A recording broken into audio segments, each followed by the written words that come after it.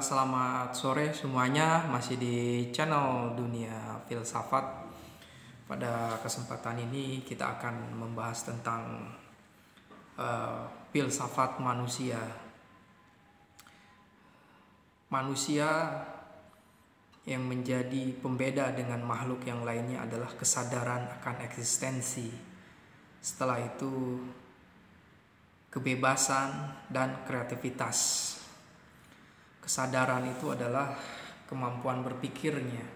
Tentang kesadarannya bisa mengakses pengetahuan, bisa merumuskan pengetahuan, baik itu dalam tatanan sosial, sains, etika, hukum, dan seni.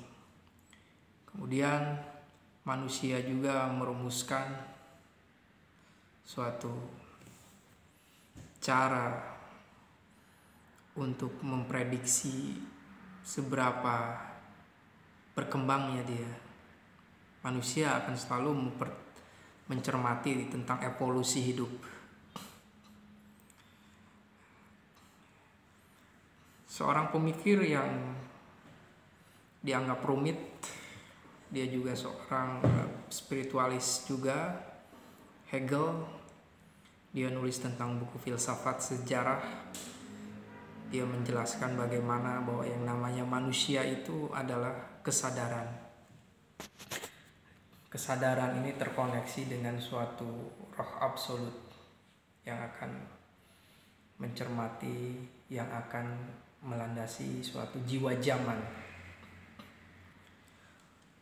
Jadi manusia ini di dunia ini memiliki kesadaran mengenai sejarah dirinya. Kesadaran ini bersifat evolusi karena bersama dengan perkembangan ruang dan waktu. Lalu apa yang bisa menyebabkan terjadinya evolusi dalam ruang dan waktu selain kesadaran itu? Kesadaran untuk mengembangkan diri sehingga bisa suatu evolusi. Seseorang memiliki kesadaran untuk bisa memperbaiki hidupnya, untuk bisa pintar, untuk mungkin bisa belajar teknik, belajar bahasa Inggris, bisa menganalisis saham mungkin ya. Itu sebagai suatu kesadaran, itu bisa implementasinya dalam pendidikan dan budaya. Dan kesadaran ini harus ditemani oleh kebebasan. Dan visi mengenai kebebasan ini akan selalu dibicarakan dalam teologi, dalam politik, akan selalu dibicarakan juga.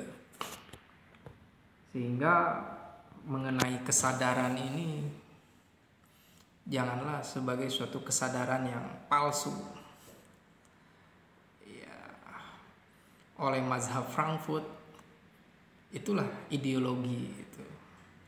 Jadi mazhab Frankfurt itu melihat suatu keadaan manusia peradaban di masa pasca perang dunia. Manusia itu yang harus diperbaikinya itu adalah kesadarannya, kesadaran mengenai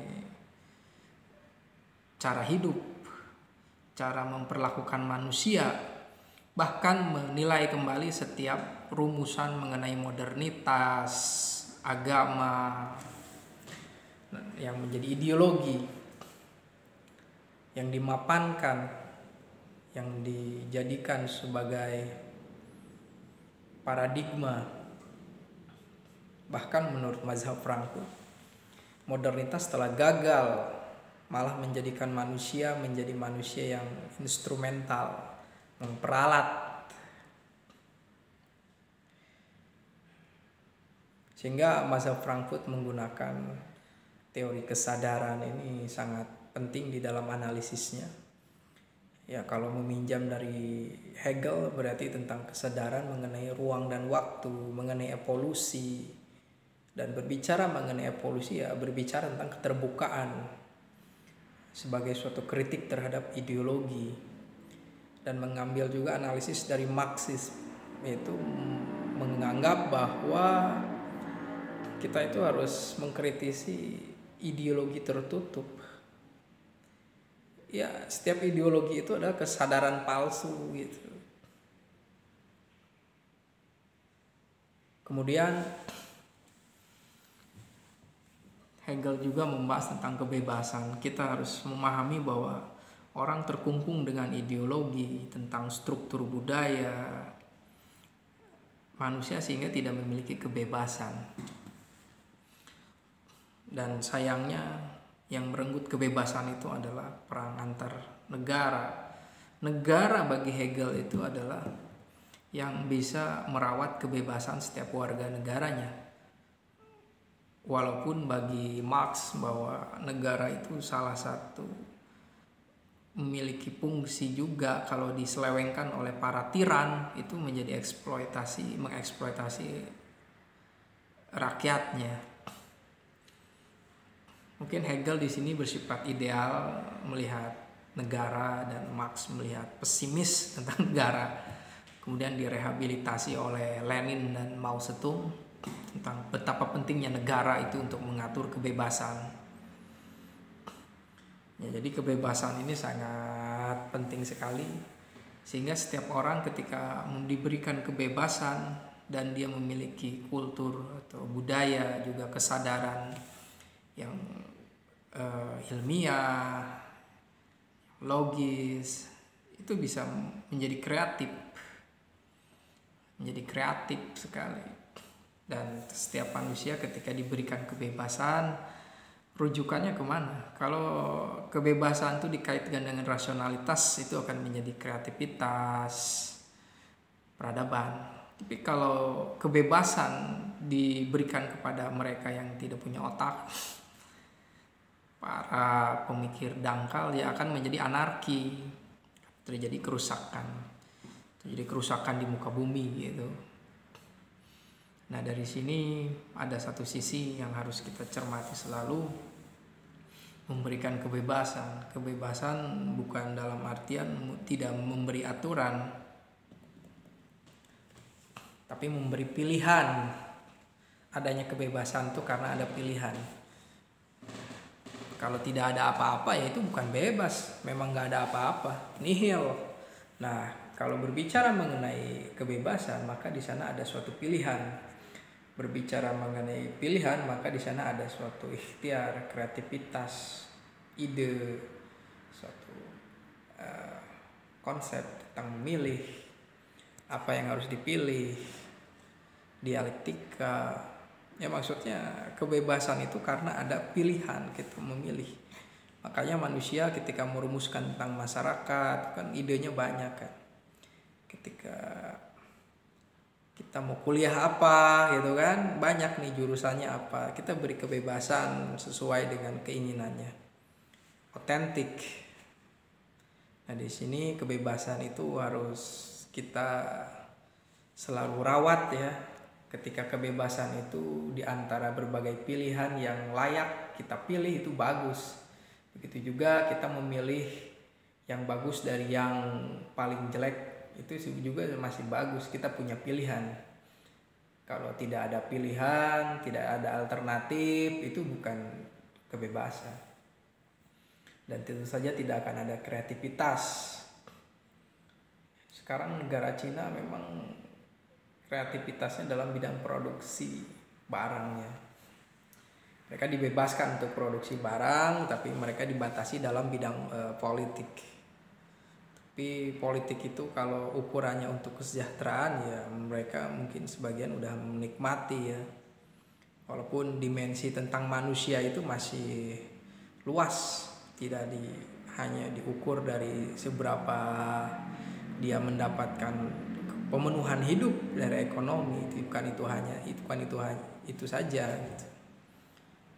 Sehingga masih ada demonstrasi di Hong Kong misalnya. Nah di sini filsafat selalu mencermati tentang seberapa relasinya antara kebebasan dengan kesadaran itu. Kita diberikan kesadaran, kita memiliki kesadaran, kita diberikan pemahaman mengenai pendidikan, tapi apa kita diberikan kebebasan untuk mengekspresikan apa yang kita pikirkan itu. sehingga kita bisa berkreasi.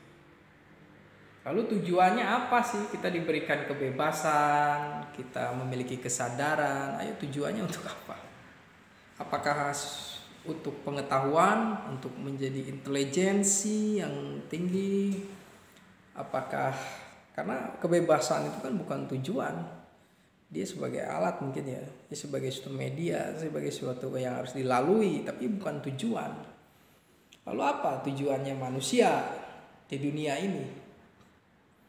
Ketika dia sudah memiliki tingkat kesadaran yang tinggi, cerdas, berbudaya, lalu dia punya kebebasan juga. Lalu apa?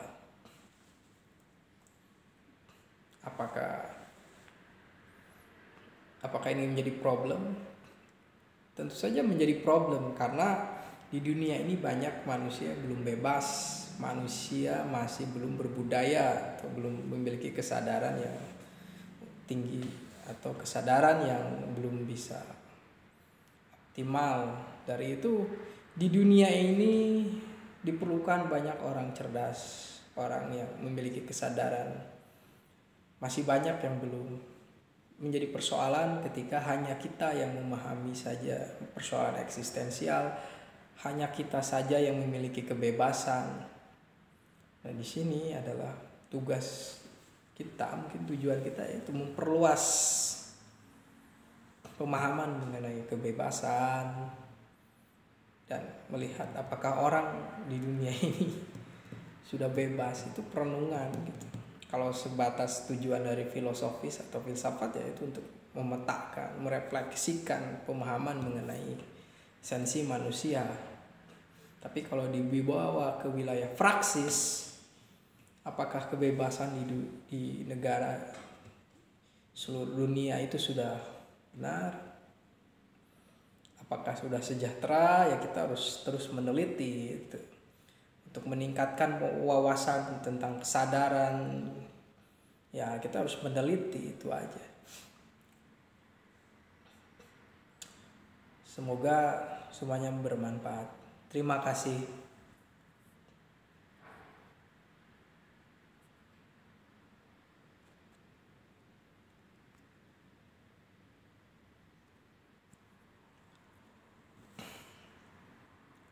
Tapi kalau mau kita lanjutkan boleh. Jadi manusia bagi para mazhab Frankfurt ini manusia yang harus kembali membangun suatu sudut pandang, tata cara baru memikirkan tentang manusia, tentang ideologi, tentang bagaimana mengkritisi sesuatu yang mapan. Tapi tetap saja kesadaran dan upaya untuk adanya evolusi ini masih dipikirkan sebagai suatu landasan. Itulah manusia. Jadi ketika kita berhadapan dengan suatu dogmatisme, berhadapan dengan suatu reduksi kebenaran,